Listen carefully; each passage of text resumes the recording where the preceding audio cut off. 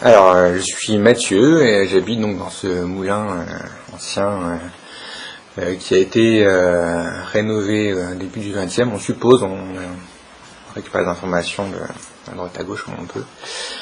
Et donc du coup, ils exploitaient pour moudre les grains de plusieurs, on suppose de plusieurs grains de maïs, blé et compagnie.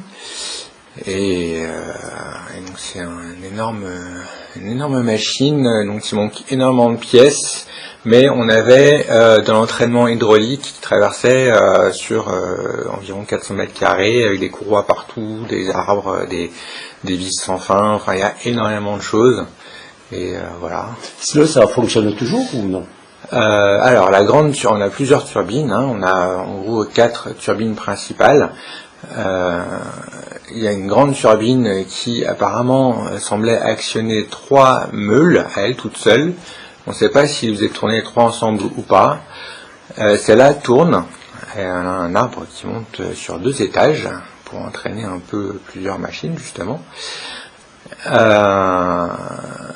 Et ensuite on a 3 autres turbines qui, chaque turbine actionnait une meule. Elles sont plus petites, plus anciennes et sont d'un type qu'on retrouve dans beaucoup de moulins dans la région.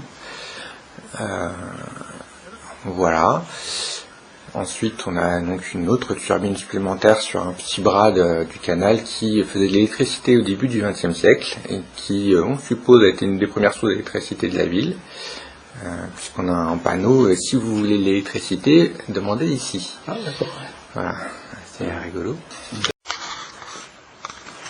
Donc là, on a en fait un embrayage qui doit être assez colossal, on n'a pas tout le mécanisme qui est visible, avec une clé, et quand on tourne, ça fait monter et descendre l'arbre qui fait tourner la meule, avec l'engrenage, un énorme pignon là, qui s'engrange dans la roue de la turbine qui est juste à côté. On peut voir aussi que la roue de la turbine a des dents de pignon en bois, alors que les meules ont des dents en acier. Et il y a plusieurs raisons à ça. La première, c'est que ça fait fusible si ça coince, c'est le bois qui casse, comme ça il n'y a plus qu'à remplacer. Ça évite aussi de faire des étincelles. Dans un moulin où il y a beaucoup de bois et de farine, c'est important. Donc voilà, un petit truc en plus. Donc la partie mobile des meules qu'on voit sur le dessus, qui sont mises à nu, c'est-à-dire qu'on n'a plus, alors je connais pas les noms de tous les morceaux, mais il y a un autre bloc circulaire en bois qui se met par-dessus, sur lequel on met une pièce que je sais être le berceau, dans lequel le berceau se trouve le grain qui fait couler petit à petit le grain dans la meule pour que ça devienne du mou, pour faire de la farine. L'autre aspect intéressant, c'est que sur les côtés des meules, on peut voir des trous en acier, avec des renforcements en acier. C'est des trous par lesquels on passe une barre. Il y a un arceau qui se joint à cette barre qui passe au-dessus de la meule. Dans cet arceau, on attache une vis qui, elle, est suspendue à une potence, une énorme potence, on va pouvoir voir sur les photos ici, qui permettent de soulever la meule en entier et de la faire pivoter pour que le tailleur de pierre vienne tailler la meule, qui doit être taillée régulièrement pour éviter entre autres les incendies aussi et que ça marche mieux, quoi.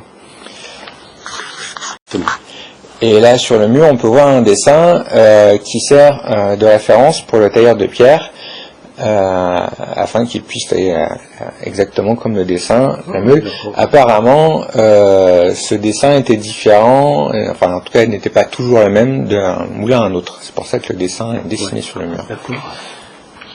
Alors ça vous me dites, pardon? Alors ça, on suppose donc que ça servait à transporter la farine d'un étage à l'autre. En tout cas le mou, je pense, de la farine devait être remonté au butoir grâce à ça. Les butoirs servant à tamiser, à filtrer la farine pour en faire de la T150, T80 et compagnie. Voilà. La farine était... Oui, pardon, je vous écoute. Était mise pour alimenter un pétrin en dessous pour la boulangerie.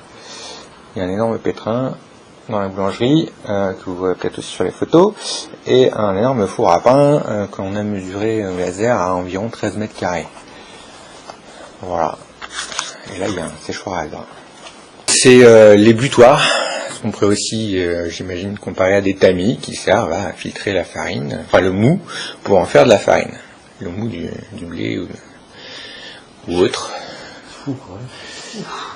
Ah ouais, c'est quoi ça alors? Je suppose que c'est un variateur électrique pour alimenter une scie, ou en tout cas du matériel, dans une scierie qui se trouvait donc de l'autre côté du moulin, parce qu'il y avait la turbine électrique juste à côté, ça permettait de facilement, j'imagine, alimenter les machines.